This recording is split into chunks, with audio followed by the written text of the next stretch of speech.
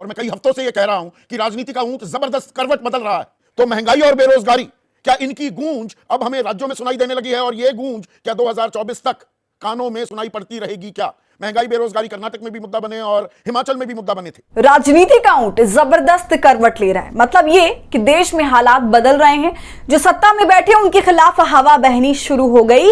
जिसे मीडिया पप्पू बनाए घूम रहा था, वो 56 इंची सरकार को सीधी चुनौती देने के लिए खड़ा हो चुका है।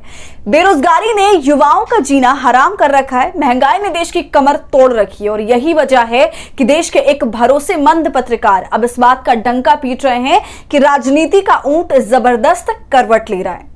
नमस्कार, आदाब, आप देख रहे हैं खबर अड्डा और मैं हूं आपके साथ सुम्बुलीरम। आप माने या ना माने, लेकिन कर्नाटक चुनाव के बाद से देश में हवा बदलनी शुरू हो गई है।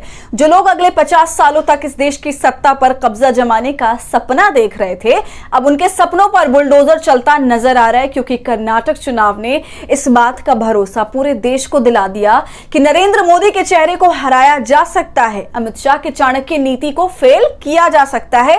क्योंकि मोदी ने अपने बलबूते कर्नाटक में बजरंग दल को भगवान बजरंग बली से जोड़ दिया, लेकिन प्रधानमंत्री की वो चाल भी सफल नहीं हो पाई। कर्नाटक की हार के बाद भाजपा की हवाइयां उड़ी हुई हैं। आरएसएस भी अब खुलकर कहने लगा कि सिर्फ नरेंद्र मोदी के चेहरे पर चुनाव नहीं जीता जा सकता है। अगर 2024 में चुनाव जीतना है तो हर सांसद को अपने क्षेत्र में काम करने की जरूरत है। तो एक तरफ आरएसएस मोदी से पल्ला झाड़ रहा है, 2024 का चुनाव जीतने के लिए उसे सुझाव दे रहा है, और इन सब के बीच एक भरोसेमंद पत्रकार संदीप चौधरी जब अपने शो में यह ऐलान करने लगे कि राजनीति का ऊंट जबरदस्त करवट ले रहा है, तो कई मायने हैं। 2024 के चुनाव से पहले मध्य प्रदेश, राजस्थान और छत्तीसगढ़ में विधानसभा चुनाव होने हैं। सारी राजनीतिक पार्टियां चुनावी मैदान में कूद पड़ी हैं और सबसे बुरी खबर भाजपा के लिए मध्य प्रदेश से आ रही है, जहां भाजपा के नेता और विधायक लगातार भाजपा छोड़कर कांग्रेस का हाथ थाम रहे हैं।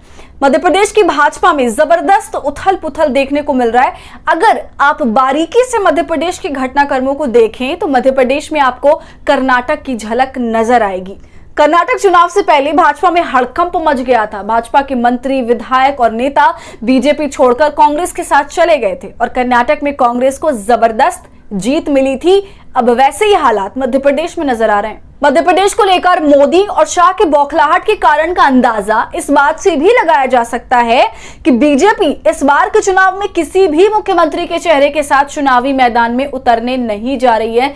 जबकि बीजेपी के पास शिवराज सिंह चौहान जैसा चेहरा है, जो पिछले 15 सालों से मध्य प्रदेश के मुख्यमंत्री हैं, लेकिन भाजपा को अपने उस सीएम तक पर भरोसा नहीं है।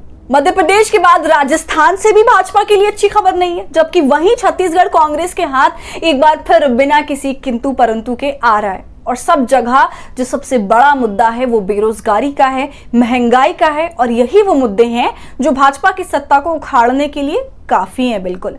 तो 24 से पहले इन 3 राज्यों में भाजपा की हार मीडिया के सर्वे में दिखने लगी है, और यही वजह है कि संदीप चौधरी को अब खुलकर कहना पड़ रहा है कि राजनीति का ऊंट जबरदस्त करवट ले रहा है।